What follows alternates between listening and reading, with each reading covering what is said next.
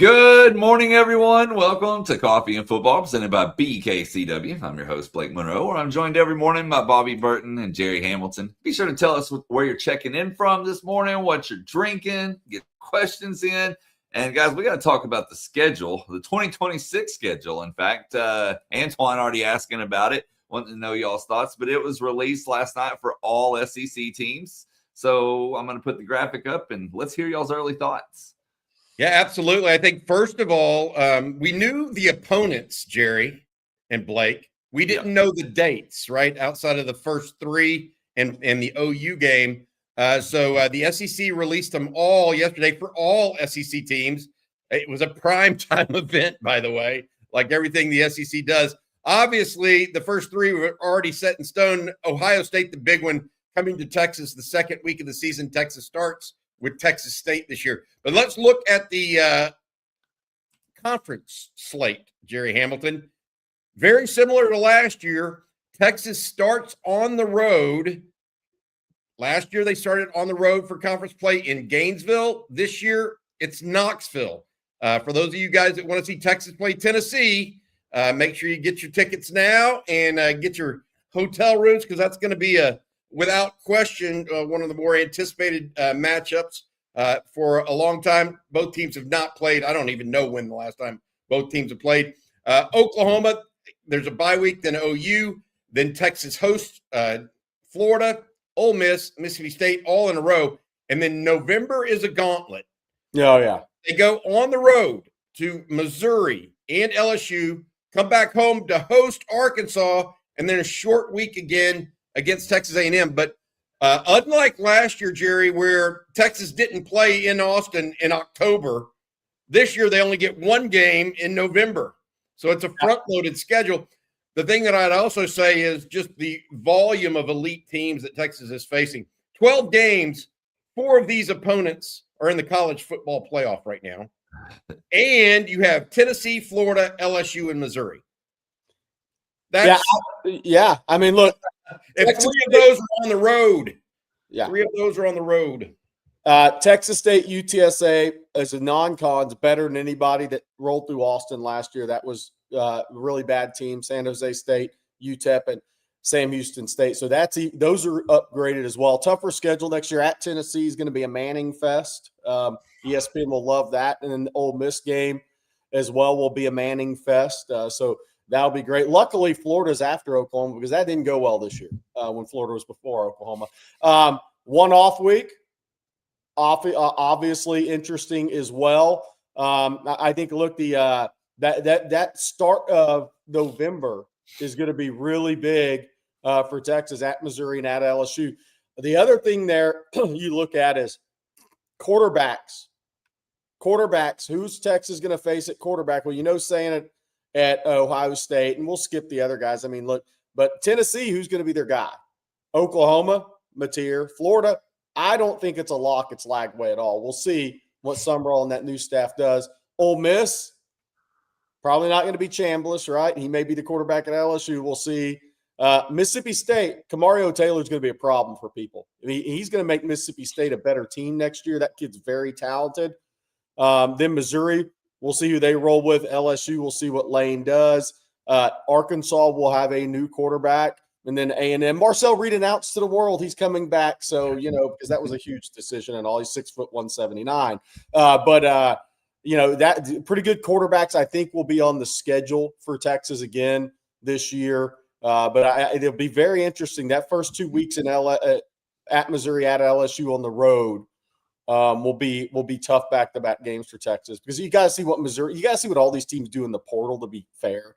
It's hard to say right now what these teams are really going to look like. But the other thing is how many new coaches there are, on this schedule for Texas as well. You have new coach at Florida, new coach at Ole Miss, new coach at LSU, new coach at Arkansas. So a third of your schedules has new head coaches. Yeah, I go back to this, and I just think the difficulty of it. I mean, look, 4 college football playoff teams on your schedule, plus road games at Tennessee and LSU.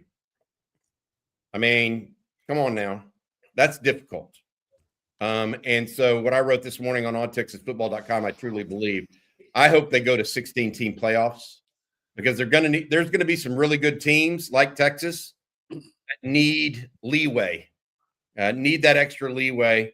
I also think that, if we're all in for 2026, the Texas personnel department and coaching staff is going to have to really make hay in the portal because it is, I don't want to say brutal because I think Texas actually has a chance to get through it, but it is a difficult schedule. Certainly a top 5, top 10 schedule in the country, without question. I mean, how many other teams are going to play 4 college football playoff teams next year? There could be some in the SEC, given that there's 5 in the college football playoffs now. But my point being, it'll be a difficult road to hoe for just about anybody. At least Georgia's not on the list, though, Jerry. Yeah. Well, and I mean, one thing is you never know what these teams are going to look like from year to year. The only one you know what they're going to look like is Ohio State. There's too much turnover with all these teams nowadays. But I mean, look, this is why I'm a big proponent of 16 teams. Is there's going to be multiple 3-loss teams in the SEC that are really, really good. You can go to LSU's schedule. You can go to Oklahoma's schedule. I mean, you can even go to A&M's schedule. Look, when you start playing 9 conference games, you're going to have more quality teams with 3 losses. That's just the way it's going to be. So, what schedule are you hitting next, Blake? We'll talk about that first. Let's get to the ad read here. Every Friday, brought to you by our friends over at BKCW Insurance. Did your business have a frustrating insurance or employee benefits renewal? Most likely you didn't hear from your agent all year, and then right before it was time to renew, your agent delivered the bad news of a rate increase. When this happens, the agent is providing no value, and you're stuck in what we call the insurance trap. BKCW takes you out of the insurance trap by providing you with actual risk management consulting, not just price quoting. Operating out of its headquarters in Austin and owned by a UT grad, BKCW uses a 5-step process to identify your business's weak spots, design a plan, execute it, and monitor your situation throughout the year so that you can lower your insurance costs and effectively manage your company's risk. BKCW has already helped some of the most well-known construction companies, restaurant groups, breweries, and nonprofits in Central Texas escape the insurance trap. It all starts with a free risk assessment for your business. Go to bkcw.com or send an email to info@bkcw.com to get started with a free risk assessment or claims audit. Escape the insurance trap. Again, that's bkcw.com or email them at info@bkcw.com. Thank you, Bobby. And yeah, let's look at some other schedules from around the conference. Let's start with A&M, actually. Yes, because it's what they said at the bottom of their. Yeah, this is from Texags. I will say, I do want to point that out. This is not from actual Texas A&M. But as you can see here, guys, here is their schedule, and they're going to open with Missouri State and Arizona State before getting into some SEC play. At LSU, at Missouri, at Alabama, at South Carolina. South Carolina will be interesting if Sellers is back. Obviously, they're going to have a new offensive staff. At Oklahoma and Texas to end the season. To Tennessee, Oklahoma, and Texas to end the season. They're tougher schedule than last year for A&M. Is it really, though? They're only playing, let me say this, they're only playing 2 college football playoff teams. But that's from a year ago. These teams change. Like, you just don't know. Like, no, it's a much tougher schedule than last year. For it's at Alabama, at Oklahoma, at LSU. Tennessee in November as well. That's a home game. Yeah. And the reason I keep saying that is Penn State was a playoff team 2 years ago. So whenever everybody looked at the schedules this year, I said, oh, shoot, we're playing Penn State. Well, year to year, you just don't know what these teams are going to look like outside of Ohio State pretty much right now. Maybe Georgia too, I guess. Yeah. I don't know. I think it sets up nice for them, actually, in some ways, Jerry, in that they're playing new coaches early instead of late. Yeah. And I always like to play new coaches and staffs that are just trying to get their feet under them early rather than late when they finally started getting things going. They play Kentucky, LSU, and Arkansas. All 3 have new coaches, and they play them right out of the gate in conference play. You want to get those teams early, not late. That's my opinion. And I think A&M's schedule actually sets up favorably in that way. Also, they're playing Arizona State, not Ohio State. So that's their big power non-conference game. Yeah. Tougher schedule than last year for A&M. All right, who's next? Mildly tougher, in my opinion. Next, let's take a look at. No, I want to say this. How many winning records in the SEC from last year? 1, Texas. 2, Oklahoma. 3, Alabama. So, yes, tougher, Jerry, to your point. Instead of 1 last year, they only had 1 last year. And LSU will be different with Lane, early or late. We would hope. Yeah. LSU has talent, and they'll get it out of the portal. Yeah. Okay, let's take a look at OU next. And they're going to start with UTEP, and then a trip to Michigan, and then New Mexico before SEC play in their first SEC game at Georgia. And then they play Texas right after. Well, they get the bye week in between, but after Georgia. So that is interesting because, first of all, Michigan, obviously, by the way, we need to mention this, Jerry. Sharon Moore, the former Michigan head coach, is expected to be arraigned today. If you've read about this stuff behind the scenes, it sounds ugly.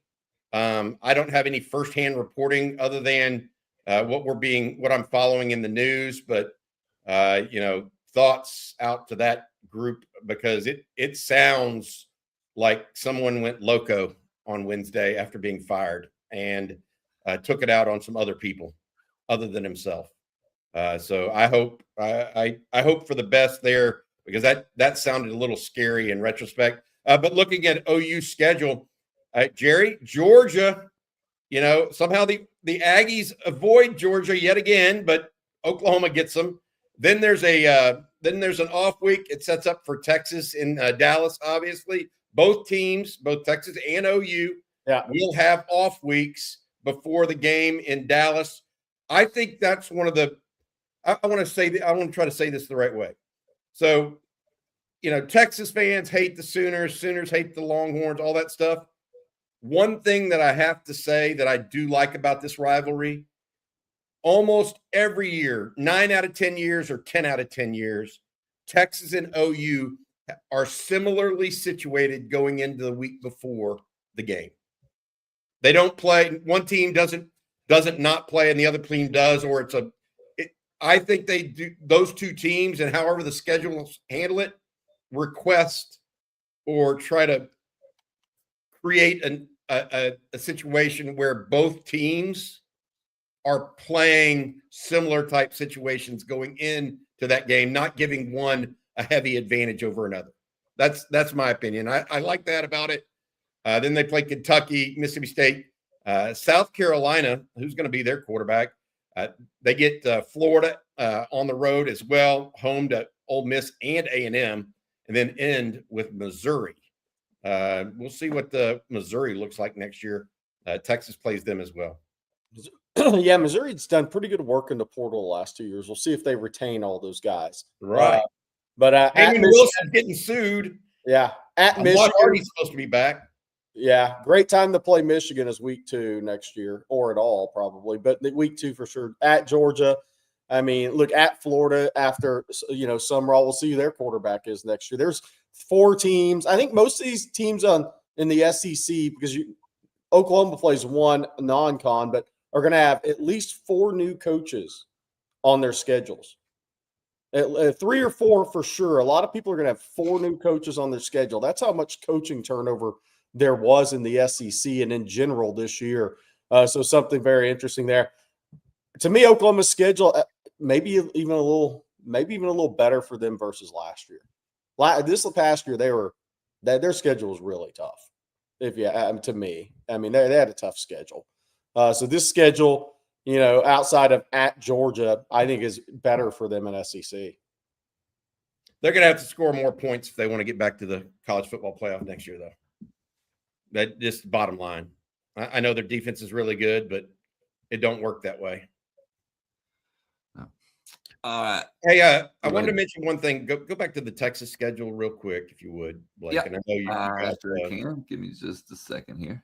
I want to say this about the Longhorns in the schedule. And we did not mention this yesterday, but I think it deserves discussion. The first SEC game, obviously, is Tennessee. Tennessee hired this week Jim Knowles, the defensive coordinator that was once at Oklahoma State, then at Ohio State, and then at Penn State. Well, Jim Knowles has given Steve Sarkisian fits historically.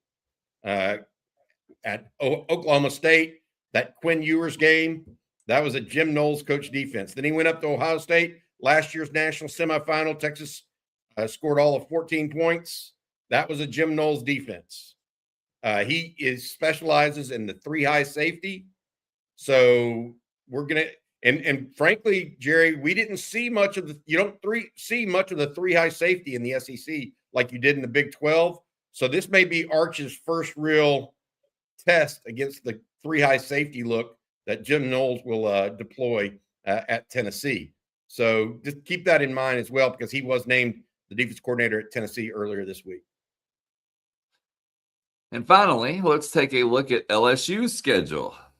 Today they open with Clemson, Louisiana Tech, and then jump right into SEC play with Ole Miss being their first SEC game.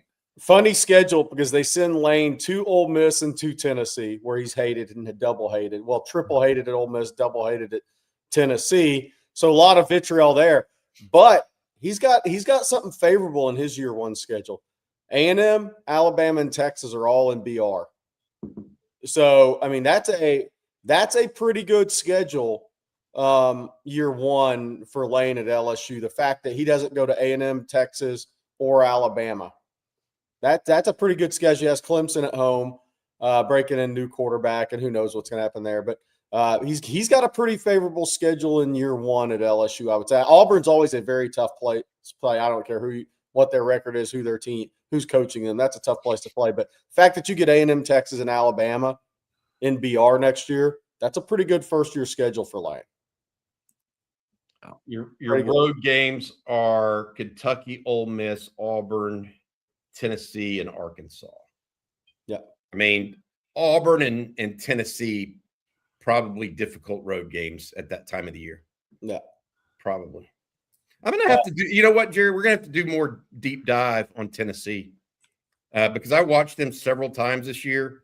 It's Texas's first SEC opponent. I don't know. They lacked an identity this year, which is odd for a Josh Heupel team. I don't know if that's because they couldn't run the football as well, but you know, we'll see how it goes. And we have a super chat while we're talking about schedules, if I can get that to go off the screen. And that super chat is from Kozer7. He says, with this brutal of a schedule and only one bye week, does Sark try to add more depth to withstand the grind, a.k.a. use the increased Scully limit? I think that's a great question. And I will say this, if they would have been at 105 earlier than last week after National Signing Day, I think Sark and his group would have signed more players. You know, he even mentioned that.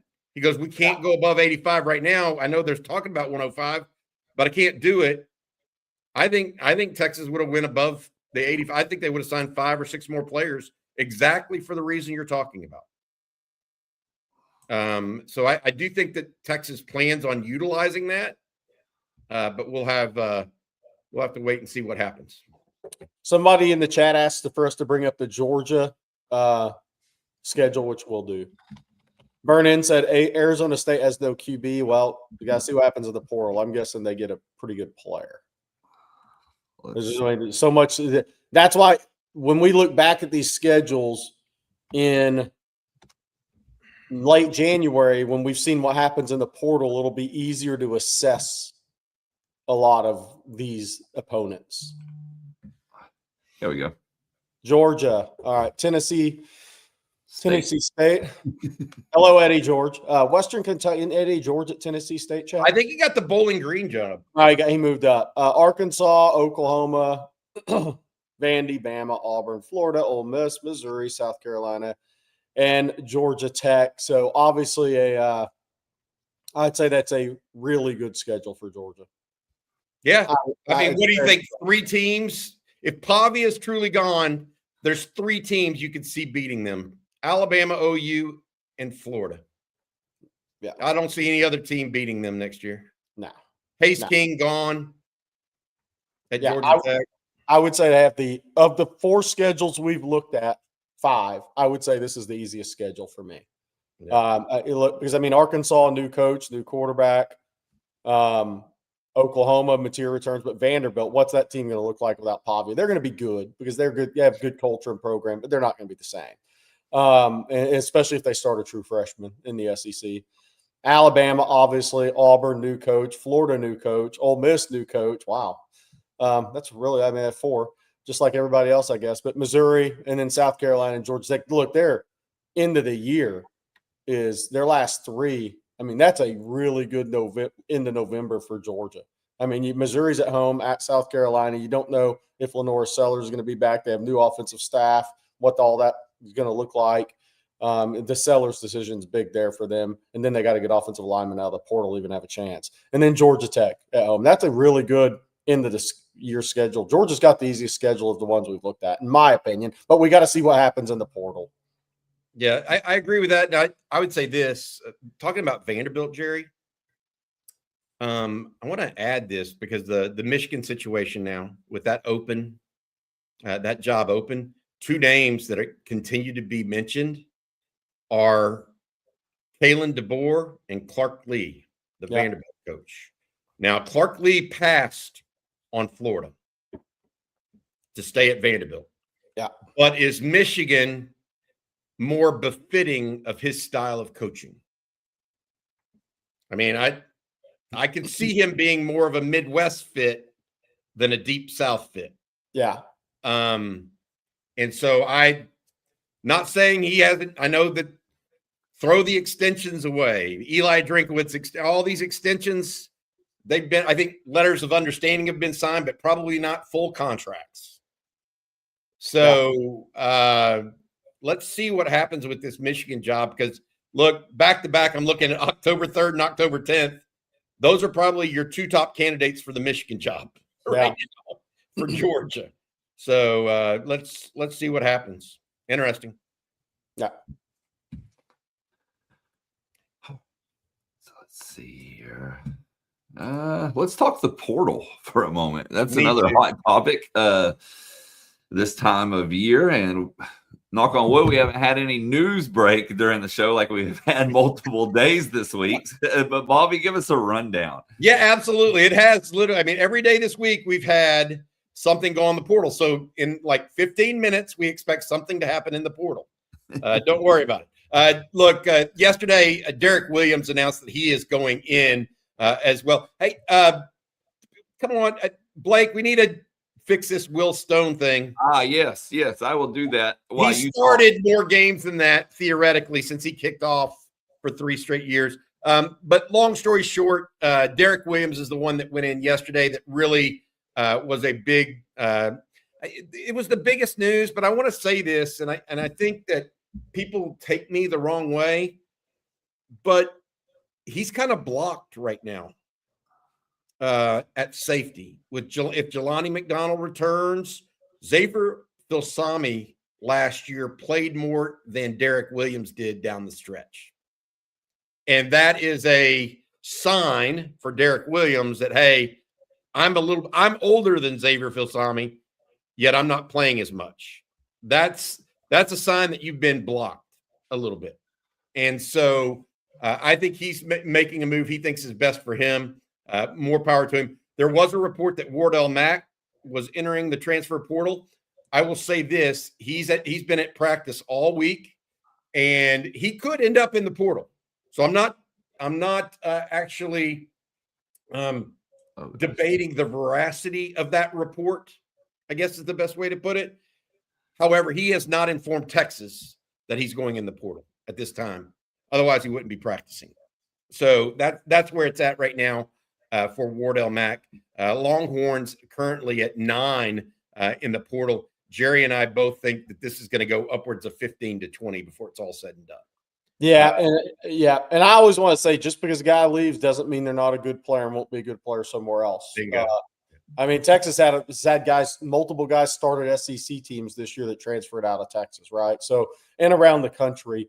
It also is interesting that CJ Baxter and Derek Williams had the ACL. CJ Baxter had the major knee injury. Takes a while to come back from those. It'll be interesting to see when they find their new homes if they look like better players next year than they did this year. It's always possible for those guys. I think CJ Baxter, I'm not sure he'll ever be the same. It doesn't look like it. But Derek Williams, could he be better next year? That full year recovered, 18 months recovered from an ACL? Possible. I still think he's a good player. It'll be interesting. Sometimes you just need a fresh start too after an injury. Be interesting. The other things to keep in mind that was announced yesterday, Trey Moore announced he's going pro. I don't know that he had an extra year of eligibility, but I think this means he's unlikely to play in the bowl game. Yeah.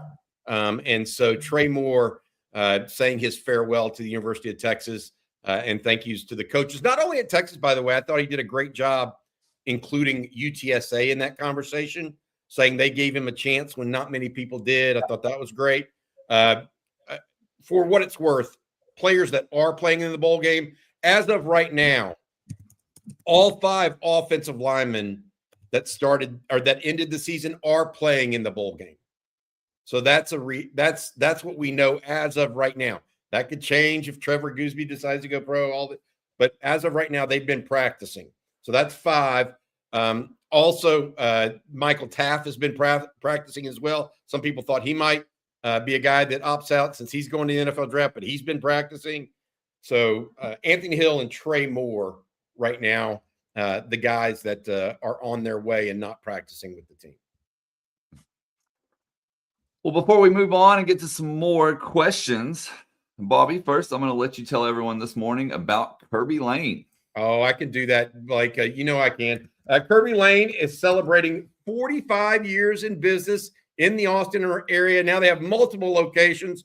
Kirby Lane All Day Cafe is serving up chef-driven, scratch-made recipes and the local Austin vibe we all love. And now dinner's better than ever. We're talking chef-driven entrees, seasonal specials, and craft cocktails designed to elevate your night out. Whether it's date night, family night, or just catching up with friends, Kirby Lane keeps it local with scratch-made dishes and the unmistakable taste of Austin. Dinner done right from a family-owned Austin original since 1980. Explore the menu today at KirbyLaneCafe.com, KirbyLaneCafe.com. And Jerry, I'm going to let you tell everyone this morning about Ridge Wallet. Yeah, I could do that. That big old brick in your back pocket sucked. It hurt when you drove for a long time. You also, if your wallet ever got ripped off, there was no way to find it back in the day, but those times have changed. Say hello to the Ridge 2.0, the most refined version of the Ridge wallet. Ridge has been perfecting this wallet for 12 years. Everything is better with the Ridge 2.0. It's 10% lighter.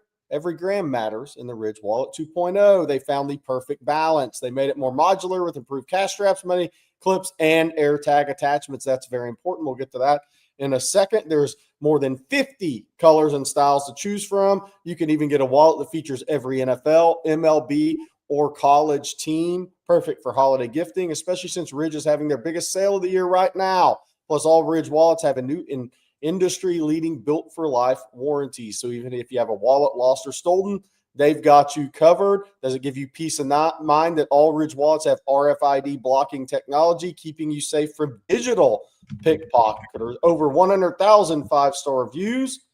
Losing your wallet is the absolute worst. But with the Ridge Tracker card, you always know exactly where it is before panic mode kicks in. There's a Sharon Moore joke that I won't say. Perfect peace of mind for holiday travel and gifting. For a limited time, Ridge is having their huge holiday sale. Head to ridge.com to get up to 47% off your order. This is by far the biggest discount they've given all year. That's ridge.com for up to 47% off your order during their biggest sale of the year. After you purchase, they'll ask where you heard about them. That's easy. That's on Texas football.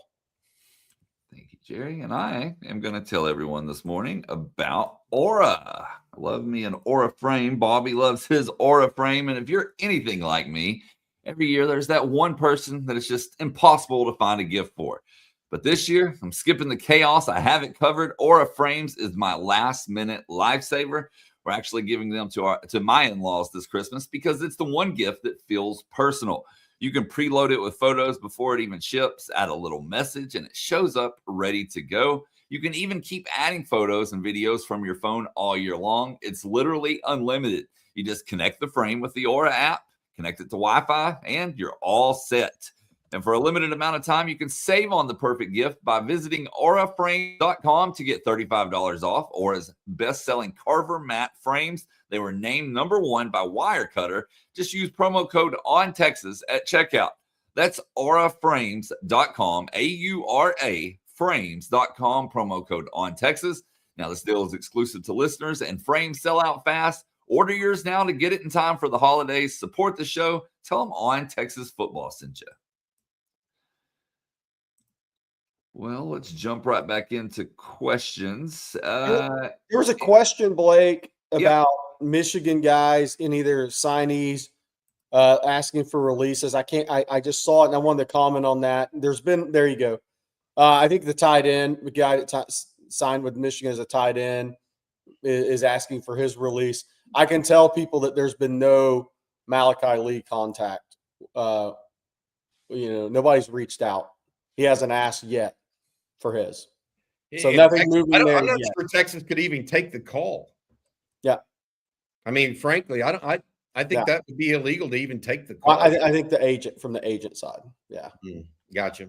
Yeah. There's been he has not contacted any colleges apparently as of yesterday. Sidebar on Michigan real quick. So all of this stuff that's come out about Sharon Moore and this situation, the situation that they had with Jim Harbaugh and his run-ins with the NCAA Connor Stallions. Don't forget they had a basketball, what would you call it, Jerry? A basketball combustion with Jawan Howard a couple years ago. That's all gone on under the athletic director, Ward Manuel. Yet, under his supervision. Yet, yesterday, the Board of Regents at Michigan gave Ward Manuel a vote of confidence and said that he will be the one that goes out and finds the new football coach. I don't. If you have issues with your two major sport coaches, like real issues, like NCAA bad issues, like they've had with football and basketball, why do you put your faith in this guy to get the next hire right? That would be beyond me. Maybe it's because he already has somebody in mind and lined up, and they're just going to say yes to that and then maybe do something with the athletic director later on down the line. Maybe that's where it is, but I wouldn't try that. That is I don't know what you say about an athletic director that has that kind of production, or what would you call it even, Jerry? Just, not been good with the NCAA. Yes, they won a college football championship, but it is tainted heavily by Connor Stallions cheating. Yeah. He's probably getting a little credit for Dusty Mayhire. They're ranked 1 in basketball right now. That may be saving him, but it's Viner stuff. It's just all bad.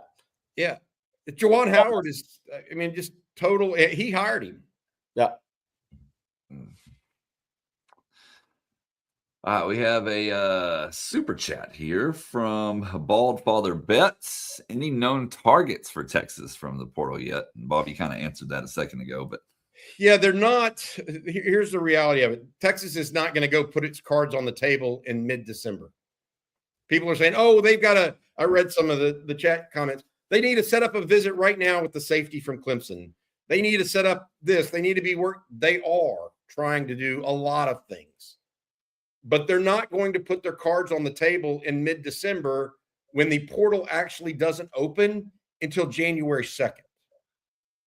So they can't officially even be in one-on-one contact with Barnes other than through his agent at all. Yeah. And so don't expect Texas to be out there telling the world what they're going to do in the portal in mid-December when the portal itself doesn't open until early January. And it does them no favors to be talking about that publicly. And so I would just say people need to be a little patient on that. There will be names that leak out inevitably. It always happens. But I'd give Texas the benefit of the doubt. And I will say that there still are going to be more guys from the University of Texas going into the portal. That's what we're monitoring the most right now from a portal perspective. And yes, there will be, after the bowl games, there's going to be a lot of guys announced for the portal that are going in that aren't already in. And I'm talking about schools around the country. Yeah. So get ready for that. But look. And I think right now you don't want to move too fast because you got to see who else is actually going in the portal. And by the way, even follow through and actually go in the portal. Not just talk about it, but actually there's one player behind the scenes that everybody thinks is going in the portal. The school he's at now still thinks he's coming back. So, and he's really good. So we'll see what happens. There's a lot of negotiations going on, and I don't want to say threats from agents, maybe, but not bad threats. I'm talking portal threats. There's a lot going on right now. There's a lot going on. So, and you don't want to move too fast. You want to see who's actually going in the portal, other names you start to hear in the agent world that may jump in, because you have a handle on some, but there's others that are going to jump in that you may not even be expecting right now. Another inquiry that we're getting quite a bit this morning is about running back coach Bobby Brown. Any news on the running back coach? Warrior running, any word on the search for the running back coach? I hear Frank Wilson from LSU is the name of interest. Frank Wilson, Jabbar Jalouk are two of the names, right? There's not the only two names. Norval McKenzie's been mentioned.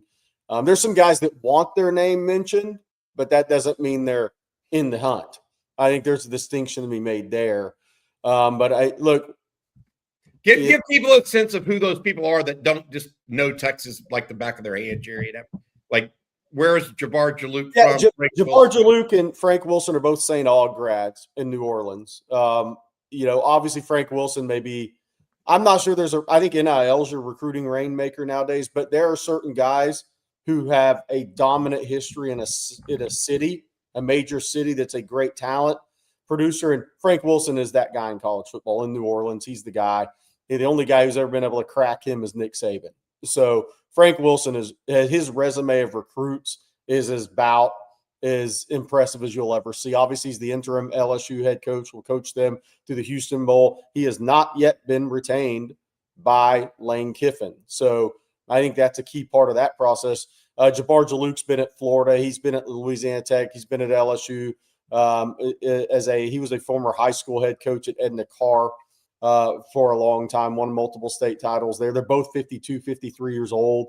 Both went to the same high school, obviously. Both have deep ties in New Orleans, Louisiana, and Jabbar Jalouk's recruited Atlanta, recruited Jaden Bott of Atlanta. He's recruited Travis Etienne out of Jennings, Louisiana, at Florida. Him and Napier kind of comboed that one, but he's recruited in the state of Florida extensively as well. So those two guys, we don't have a graphic big enough to put Frank Wilson's recruiting wins in. I'm just here to tell you, like that's a look at Jabbar Jalouk, but I'll just read off some of the names on Frank Wilson. I mean, Frank Wilson, Devin White, pretty good linebacker. Tyrann Mathieu, Leonard Fournette, obviously from the high school he went to, St. Aug, where he was a head coach. Jarvis Landry, Darius Geis, Richard Anderson, Anthony Johnson, Dominic McKinley, Lamar Brown, Deion Jones, pretty good linebacker in the NFL. Harold Perkins out of Cy Park.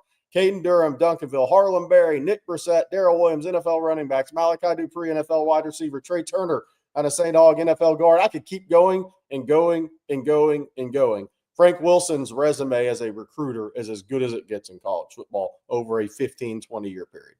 All of those recruits, though, go into LSU. So he had some home cooking there in his favor. And you mentioned Saban, the only one that really cracked that nut in the New Orleans area. Norval McKenzie, by the way, Jerry mentioned him briefly. He is the running backs coach currently at Georgia Tech. And his name has been associated with it. The running back coach at Nebraska, E.J. Bartell, has been mentioned as well. But we really think that as of right now, it sounds like it could be either Jalouk or Frank Wilson. And, the longer this goes, I think the more likely it's not Jaluk. And the reason why is because Jaluk is also wanted at Kentucky. He's sitting on offer. Yeah, he's sitting on an offer right now. So if this goes past this weekend, I think we're going to see something. We'll see something different than Jaluk, but never know. Yeah. There you go. City of Champions, Carthage, big game coming up. Hey, let's talk a little bit about the two players that played in state championship games, the recruits for the University of Texas.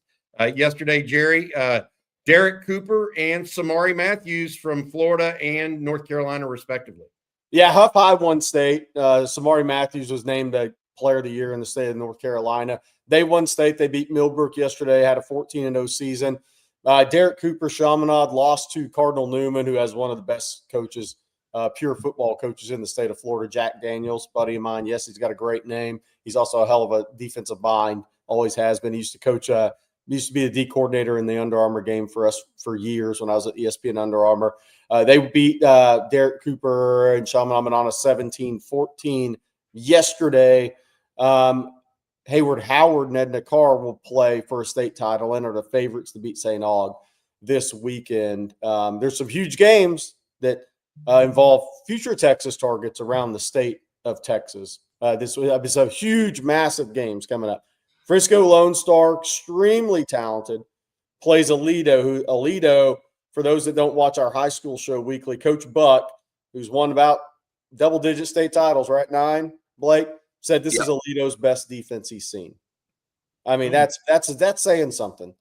With Frisco Lone Star, sophomore quarterback's a stud, and they have a number of D1 guys and a lot of speed. Carthage and Brock, I keep going down there. South Cliff, Melissa, obviously South Cliff beat PNG last week and are the favorites over Melissa. Carthage and Brock, obviously Surratt's going for another state title. The Carl Padilla poll has this one very close. Brock will have to play out of their mind, I think. Carthage is really, really good again. Smithson Valley, Port Arthur Memorial. Port Arthur Memorial obviously has a number of D1 kids on defense. Smithson Valley has the 27 quarterback Knutson, who Texas is looking at. That will be a good game. Salina Stephenville, that's a massive game.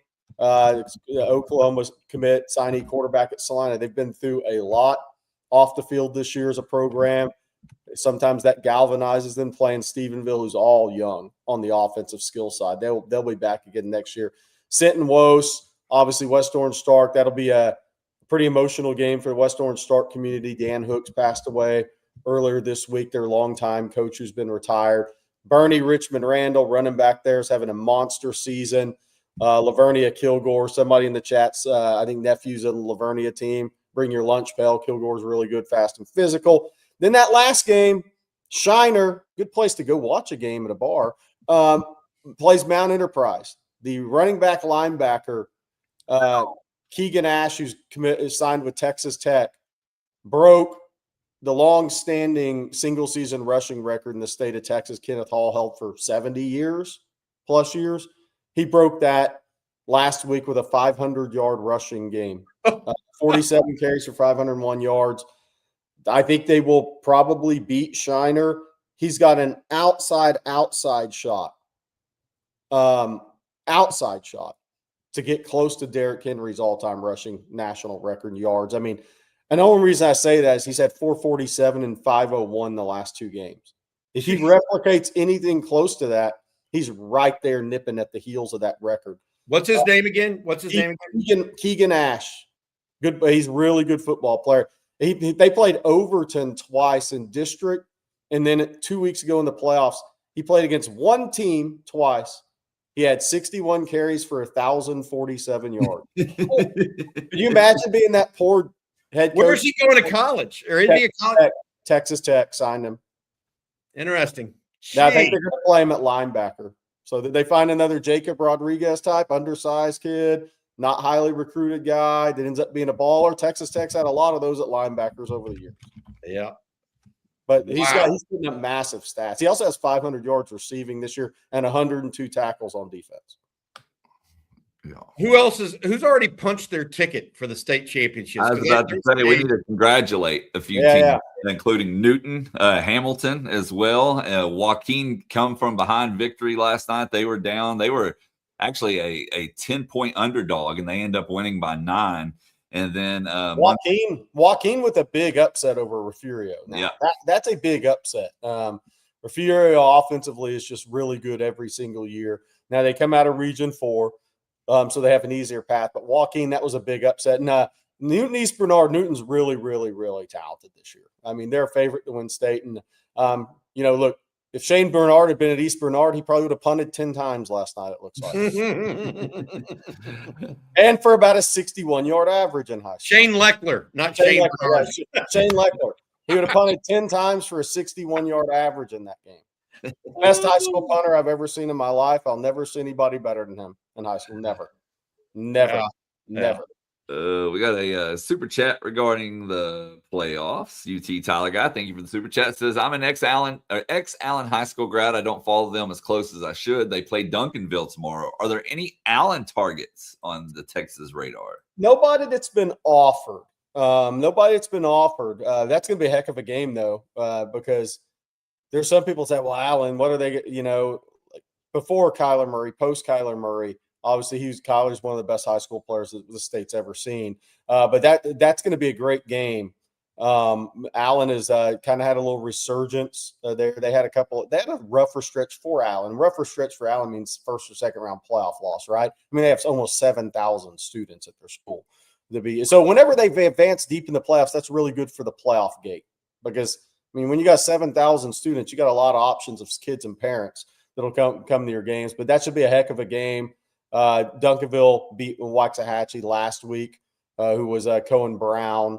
So one thing about all these games here, there's not any Texas commitments. Now, the junior running back at Richmond Randall, obviously, Texas is recruiting him. There's a number of younger players. I mentioned the Smithson Valley quarterback Texas is looking at. Port Arthur Memorial has a couple of young DBs, younger guys, but Carthage's guys. Obviously, KJ Edwards going to A&M. They have 2 really good linebackers, one going to Oklahoma and one underrated kid in that group who I think is a very good player. So not a ton of Texas targets necessarily or offers. Let's say offers. There will be guys that get offered in future classes that'll play this weekend. Oh, good stuff. Good stuff. Thank you to Dave Campbell's for giving us those graphics, by the way. Those are all for their website. I wanted to add this because, Jerry, we started out by talking about the 2 guys that Texas signed that had their state championships yesterday. Derek Cooper won that award in Miami, the Nat Moore Award as the best player in the Dade-Broward County area. Well, Samari Matthews won North Carolina's Mr. Football yesterday as well. So congratulations to him, the cornerback coming in out of Huff High in the Charlotte area. First defensive player to ever win it. Yep, in the state of North Carolina. I think the award, though, is only – I don't know that it's very long. Yeah. I don't know that it's been going on a long time. I'm sure they've had a Mr. Basketball in that state for a long time. Yeah. Yeah. I actually ran into at Manville High earlier this week. Their wide receivers coach he played at wide receiver at Houston, but he went to Daytona Beach Mainland and played high school football and basketball with Vince Carter. Oh, wow. You want to talk about one of the great athletes of all time. Yeah. He was a D1 guy and said, I wasn't even close to being the best athlete in my school. That was Vince Carter. And I said, oof, that must have been fun. You could literally just run down the court and throw the ball into the top of the backboard, and that guy was dunking it on you in high school. One of the great athletes in our last 30, 40 years. There's a picture of Vince Carter somewhere out there. And then you talk about great athletes. There's a picture of him with his knee next to the rim. Yeah, he's He's unbelievable. It's just a ridiculous. Unbelievable athlete. When Leonard Williams is a distant second, yeah, that guy's that means Vince Carter's a great, an all-time great. Yeah. Well, before we move on, we got more to talk about, more questions to get to. I'm going to tell everyone this morning about Prize Picks, because we make decisions daily, but on Prize Picks, being right can get you paid, and it's simple to play. You just pick more or less on 2 to 6 player stat projections. If you get your picks right, you can cash in, win up to 2,000 times your money, and it's the absolute best way to get in on the sports action in more than 40 states, including California, Florida, Georgia, and right here in Texas. And they got some early projections out for the college football playoff, so I went ahead and locked in Dante Moore to have more than 1.5 passing touchdowns, John Mateer to throw an interception, and my wide receiver Malachi Toney to have more than 69.5 receiving yards. Of course, they have a ton more as well. Go make your own picks in less than 60 seconds. Turn your sports opinions into real money. Download the Prize Picks app today. Use code ONTEXAS to get $50 in lineups after you play your first $5 lineup. Again, that's code ONTEXAS to get $50 in lineups after you play your first $5 lineup. And that's Prize Picks, where it's good to be right. And Bobby, I'm going to let you tell everyone about Omaha Steaks. Yeah, I can do that, Blake. Thank you very much. Omaha Steaks is one of my favorite gifts to give my loved ones. My parents in particularly enjoy this. I don't live in the same city as them. And they come up, they have to fly to get here. So taking presents home in their suitcase, very difficult, right? Well, if I can deliver their gift before they even come for the holidays, that's even better. So for effortless holiday shopping for unforgettable gifts, Omaha Steaks delivers the world's best steak experience. With Omaha Steaks, you know exactly what you're gifting. USDA certified tender steaks, as well as pork chops, chicken, mouth-watering burgers, extremely good hot dogs, believe it or not. Look, Omaha Steaks is great. Shop this season's top gourmet gifts at omahasteaks.com. Plus, our listeners get an extra $35 off with code ONTEXAS at checkout. That's all one word, ONTEXAS. Save big on gourmet gifts and more holiday favorites with Omaha Steaks. Visit omahasteaks.com, and for an extra $35 off, use code ONTEXAS at checkout. Terms apply. See site for details. That's omahasteaks.com. Use the promo code ONTEXAS, all one word. And how about Mint Mobile, Bobby? I'm trying to save everybody money this Christmas. Can't tell.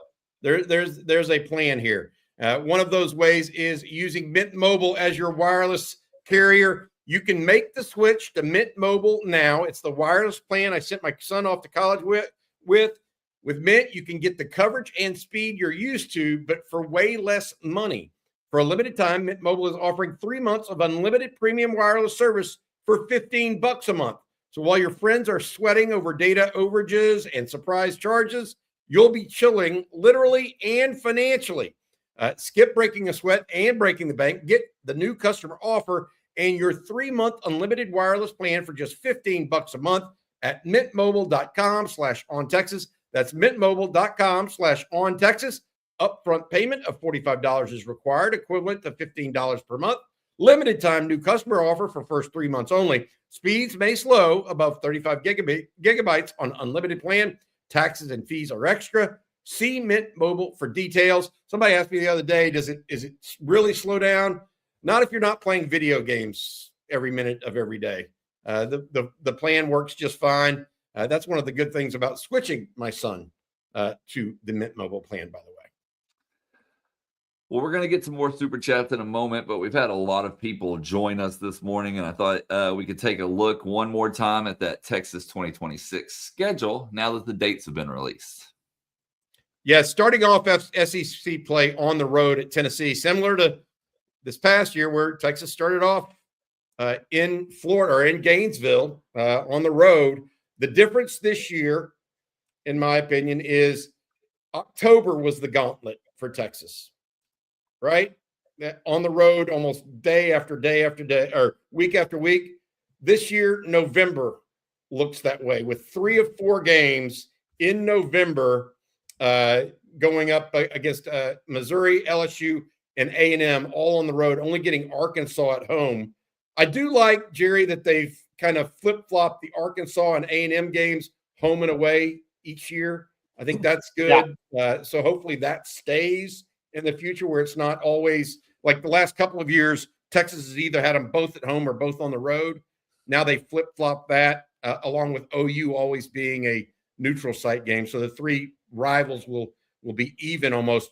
One thing I would say that I didn't mention earlier on this as we look at the schedule, I hope they play Mississippi State at night. That's Halloween, baby. Wouldn't that be fun? Halloween at DKR? Let all the creatures come out after a long day of tailgating. But what did you think of the schedule, Jerry? Look, I think there's a few things for me, and I actually like this. I like that Texas State and UTSA are big step ups from San Jose State, UTEP, and Sam Houston State. And they are big step ups from those. I like that. I think the 3 non-con games, and I'm not saying Texas is going to be pushed to the limit by UTSA or Texas State, but they're clearly better teams and programs than San Jose State, UTEP, and Sam Houston State. Because I thought Texas got away with not playing well in those games, and I think they need to be pushed more. So I think the first 3 games, I mean, look, Texas State will have better players than those 3 teams you played last year. So you have to play better football, which I think is important here in between the Ohio State game. I like that in the schedule, honestly. And then, I look at, you got to see what happens in the portal. Like this is a much easier conversation in February after the portal. Everybody goes in the portal, finds their homes. If you could bring the graphic back up, though, Blake, real quick. Yeah, I sure can. And then I'm going to mention South Carolina's got the toughest schedule in the SEC again. It's wild. But, look, we had quarterback-wise, I think there's some knowns and I think there's some unknowns here. But, Julian's saying if Mateer returns, obviously, I think Florida may have a change. See what Ole Miss does. Kamario Taylor's going to be a really good player at Mississippi State, like really good. We'll see what Missouri does. I don't worry about Lane having a good quarterback. You just wonder who it's going to be. Arkansas, new coach, new QB, A&M, obviously Marcel Reed. If Florida goes away from Lagway, they must feel like they're going to get somebody good in the portal. So I think from a quarterback perspective, I think it's going to be really challenging. Yes, G.J. Kinney's still the head coach at Texas State, and Traylor at UTSA, 2 quality coaches in mid-majors and tough jobs. Those jobs are just tough nowadays. But I think Texas is going to face some really high-end quarterback play next year, whether that be third-year starters or whether that be teams that, like if Florida moves away from Lagway, who, he's just been okay. He has more interceptions than TDs and against P4 opponents in his career. But that means they think they have somebody pretty decent that they're going to get if they're going to move away from a guy who would be a third-year starter. So I think Texas, and especially because of Kamario Taylor and Lane will get a quality quarterback. Tennessee should be able to. I think there's going to be some really talented quarterbacks on this schedule next year for Texas, which means secondary. I think is going to be Texas is going to rush the passer. I think secondary is going to be big for Texas next year. Big in the portal. Yeah. As well as what they have currently coming back. By the way, South Carolina, for those wondering who has the toughest schedule, somebody brought this up in the chat, so credit to you. I don't know who it was. They play 4 of the 5 playoff teams, and what that means year to year, it's different. But their SEC schedule, Mississippi State, Kamario Taylor stud, at Bama, Kentucky new coach, at Florida, Tennessee, at Oklahoma, A&M, at Arkansas, Georgia, and then obviously they always play Clemson at the end of the year. I mean, they have for whatever reason, man, South Carolina SEC schedule-wise has been really rough, and they got it again next year. That's a really tough schedule, especially if you're trying to save your job. One thing we haven't mentioned that's about to take place in less than a couple of hours, match day for Texas Volleyball. They'll play number 15 Indiana. The game, of course, at Gregory Gym. It'll be televised on ESPN if you can't make it, but it'll start at 11 a.m. So big game for the girls. We've got a volleyball thread going on TexasFootball.com. We've had one all year. Make sure you guys contribute to that. My wife and I will be watching this game, by the way. So good luck to the ladies. Thanks to Jarrett Elliott, again, the Texas volleyball coach, for joining us yesterday. And Craig, congratulations on their new arena that they're going to have, standalone arena as well. So that's great stuff. And the other game in this regional, Stanford versus Wisconsin. Texas played Stanford earlier this year and won in 5 sets in Austin. So tough regional for the Longhorns, but you got to beat them all if you're going to win it all. So that's just the way of the world. And in the SEC, 2 teams remain: Texas A&M. A&M plays Louisville in a 2-3 game. The winner of that one will get Nebraska, who remains undefeated. So I would love it if we had a Nebraska-Texas final, if they both got all the way there, because that would be probably as good we'll have Jeff Carey find that, but that might be as highly rated or TV as college volleyball's ever had if you get Nebraska and Texas this year. So we'll see if it works out. It looked like a collision course all season. Texas stubbed their toe a little bit, but obviously they're still the 2 favorites to meet up for the national championship. So we'll see what happens. We got some super chats this morning. This one from Justin Yarborough. He says, any updates from bowl practices? And do we see more coaching turnover this offseason than years past with guys turning down NFL jobs in the past? The only updates I have for you from bowl practice is really who's participating, Justin. Yeah. I haven't talked about, hey, who's looking good in bowl practice or making that next step. I probably will get some intel on that in the next week and a half that I can share. And it is, I do think that it's revealing. It was around this time last year when we started hearing Xavier Filsaime was starting to get it. Yeah. If that makes sense. And so you start to hear about that. Right. And so we'll see where that goes. As far as coaching turnover right now, the only one that is for sure gone is Chad White. The running backs coach was relieved of his duties earlier this week. There are others that are possible. I mean, there are rumors out there that Dwayne Akina has coached is in his final season. We haven't heard from Dwayne Akina. We haven't heard from Steve Sarkisian on the matter. Okay. Some people are talking about other positional coaches that everybody has heard of. As of right now, we have nothing definitive to add to the conversation. We have heard rumor upon rumor and try to vet them. But until we get something that's definitive, we're just not going to put it out there like that unless we know something's going on. And by the way, I misspoke earlier. Kentucky on the bottom side of the bracket is still in the SEC and a favorite to get to a national championship game. Let's see. Rocky P here says, Jerry, it's early, but I'm seeing a lot of top-end 2027 recruits dropping their top list, and Texas is missing from a lot of them. Should we be concerned? I think January is the big month in recruiting for 2027s. That's when college coaches get out on the road, start to make pushes before junior days. I don't get concerned early about recruiting because a lot of these kids flip and whatnot. Now, where recruiting gets concerning at the high school level for me is if people go beyond rev share, which people are. And I'm not saying there's anything wrong with that because nobody's going to stop them. And if they get deals done early on, and if they really go outside and there's already payments starting to be made, then you have issues with certain prospects. And that does go on. So when that starts hitting, then you can try to get back in on some guys, but it's really tough. Texas tried with a couple of guys this year, and those kids would never come on campus. And the reason they wouldn't come on campus is they were already,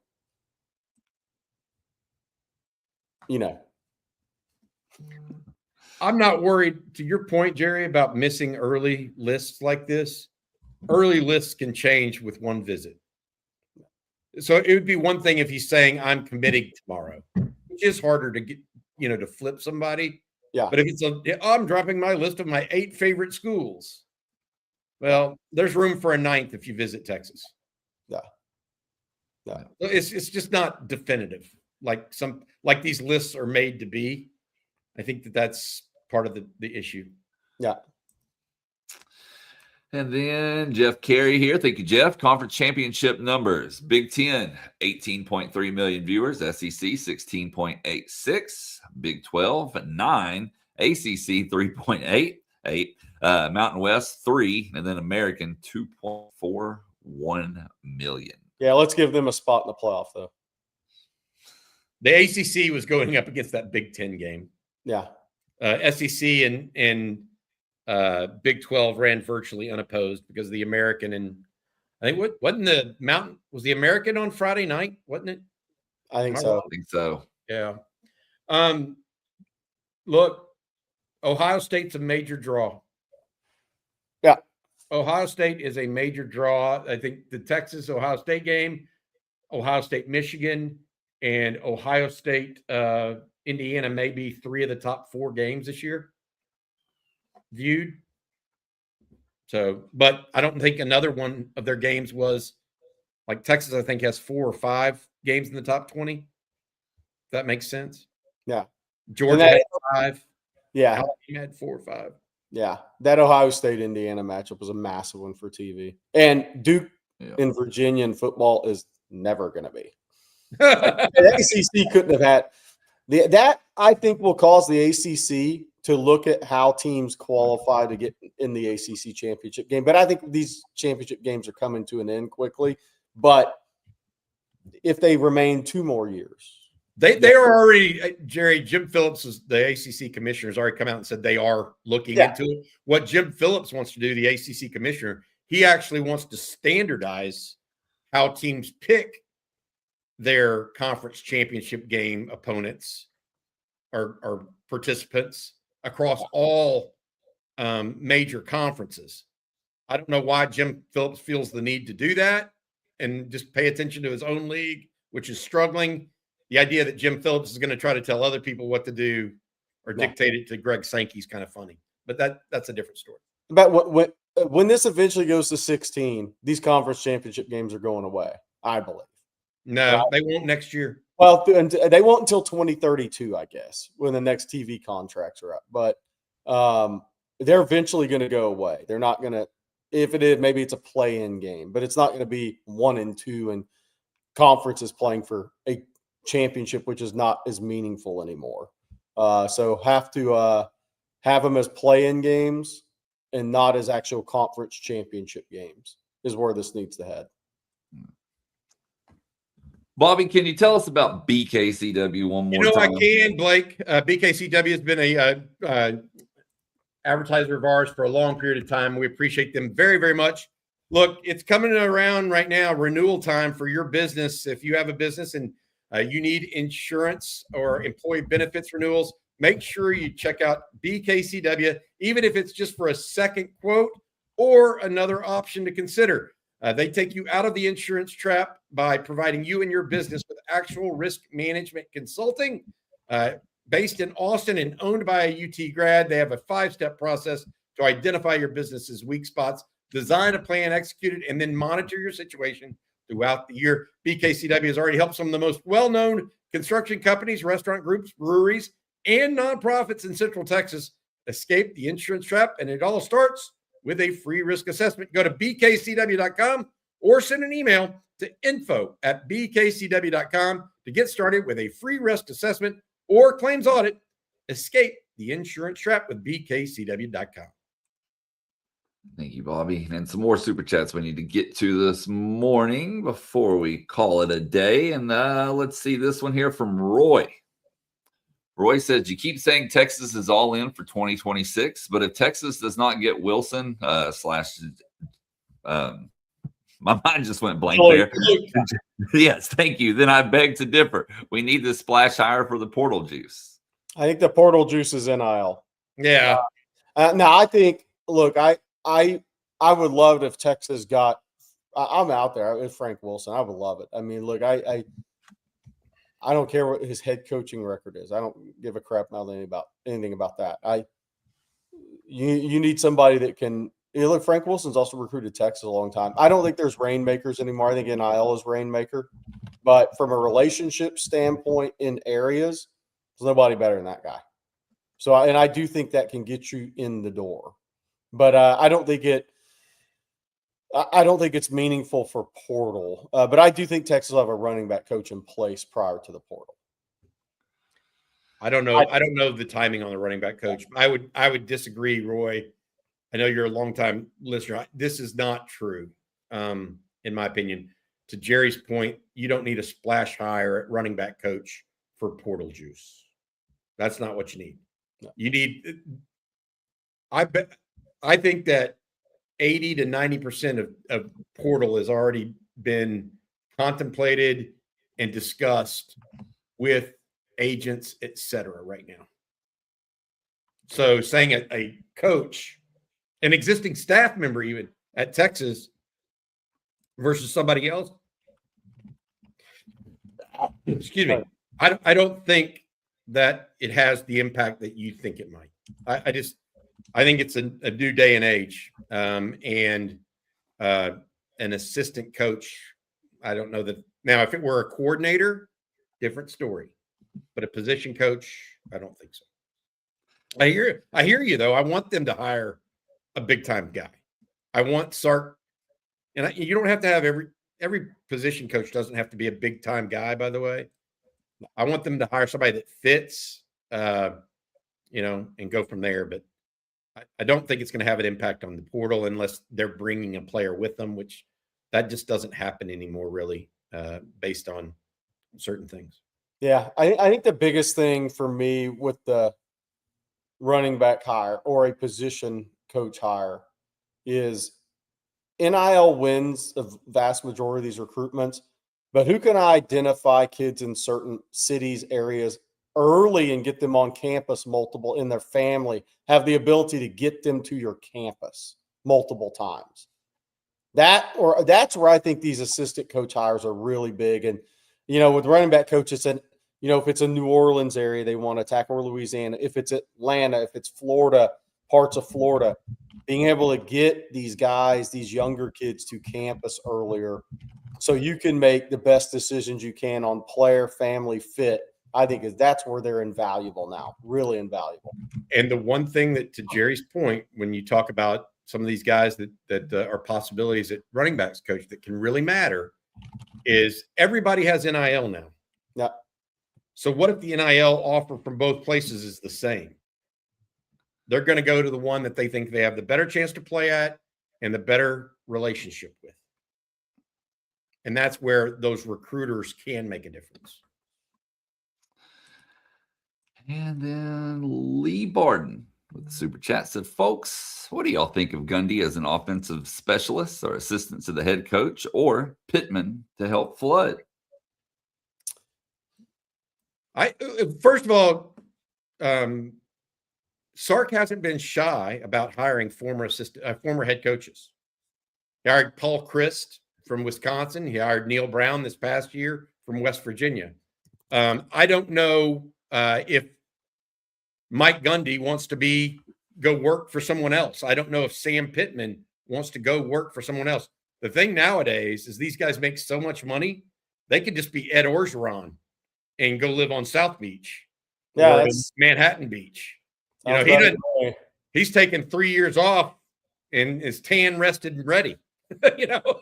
Making the podcast tour right now. Yeah, and so I think that I would be happy if Sark wanted to do that. I just don't know if some of these guys want to go from the fire to the whatever you call it. I mean, yeah. I'm not speaking for Mike Gundy. I don't know Mike Gundy, but Golly, what's the guy worth $50 million at this point? Why? He likes to hunt and fish. I mean, you want to go have somebody tell you what to do every day? That's what I'm getting at. Like Neil Brown, but I will say this. The thing about Neil Brown, he clearly – you got to get the right guy because they got to still want to be a coach. Yeah. Like Neil Brown still wanted to be a head coach. Yeah. He was engaged. Yeah. And he went and did some good – I think he did some good stuff with short yardage at Texas this year and red zone. I think there's a reason Texas had more success in the red zone. It wasn't strictly because Arch Manning's a better runner than Quinn Ewers. It impacted that, but I thought Neil Brown did a good job with that as part of his role. So, but he wanted to then get back and be a head coach. Yeah. And I will say this, Neil Brown was willing to take a North Texas job, not a Power 4 job. Mike Gundy probably sees himself as only wanting a Power 4 job. Mike Gundy doesn't want the Tulsa job. Yeah. Or the North Texas job. He wanted the Arkansas job. So it's a different thought process for some of these guys. Based on, to Jerry's point, I mean, Mike Gundy's been calling his own shot for 20 years. Yeah. By the way, we're not going to play it here, but for all you guys, y'all should look up all the Edo comments recently. They're all hilarious. talking about NIL before NIL. I call those car house recruitments. It was a very entertaining interview. Yeah. I I call SEC recruiting back in the day car house. Or Cam Newton can say church. Yeah.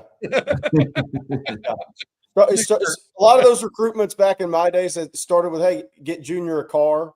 Then somebody else got Junior a car. Then it goes to, family a house. Yeah. It's amazing how many recruitments were decided with a house. Back Reggie Bush agrees with that. Yep. It wasn't just, that's what's funny. Everybody's saying the SEC. I mean, Reggie Bush got a house. Yeah. Car house. All right, guys. Well, that's going to do it for today's episode of Coffee and Football presented by BKCW. Want to thank them along with Ridge Wallet, Aura Frames, Kirby Lane, Mint Mobile, Omaha Steaks, and of course, Prize Picks for sponsoring today's show. Bobby, what you got for everyone later today? Well, I hope everybody's watching a little football and action for getting ready for the state championships coming up. The women's volleyball game, obviously, at 11. But here at On Texas Football, we're going to have some videos strictly about this season's schedule. If you want to check that out, Jerry and I are going to try to go over it with a fine-tooth comb. And then also we have the live stream today at 3 o'clock. Myself, Jerry, Rod Babers, Marcus Myers may stop by as well. So hopefully you guys can join us for that. And then tomorrow we have the Saturday conversation. We're going to be tracking portal as well for the University of Texas in that situation if anything does break. And we are happy to report, we made it through a coffee and football this week, without news of a player going into the portal for the University of Texas. First time this week it's happened for us. So congratulations, Blake, because he's the one that has to sweat it behind the scenes, bringing up all the graphics and everything. You did a great job this week, Blake. Yes, and thank you, players, for not entering the portal during this hour-and-a-half broadcast. I truly do appreciate that. I can't believe nobody in the chat commented on your salmon today. The salmon hoodie. That's my favorite color. You need to wear that. Wear that on Wednesdays for Tony. Things I've never heard in my life. Salmon is my favorite color. To wear. I don't care. You don't have to add the prepositional phrase at the end. Salmon is my favorite color. Oh, man. Well, don't forget to hit that like and subscribe button, ring the bell so you're notified anytime we go live, post content, whatever it may be. And with all the news that's happening here lately, you definitely want to be on the up and up. So ringing that bell will help you out. And don't forget to head over to the OTF store, right, Bobby? Because Christmas right around the corner. Lots of good gifts here, including hats, mugs, and the new OTF coffee. I think I saw a couple of people in the chat talking about the coffee, saying it's their new favorite. So very cool, including Longhorn Frenzy. He was bragging on it. Yeah, thanks. Shop.ontexasfootball.com. I got to give a shout out to my wife. She is the person that puts all the hats together for everybody and gets them out. She gets them out the same day, which is important this time of year, making sure you get your Christmas presents on time. Again, that's shop.ontexasfootball.com. Well, we hope you have a great weekend this weekend. Of course, we'll be back on Monday morning. So for Bobby Burton and Jerry Hamilton, I'm Blake Monroe, and we'll see you then. Welcome, Horns.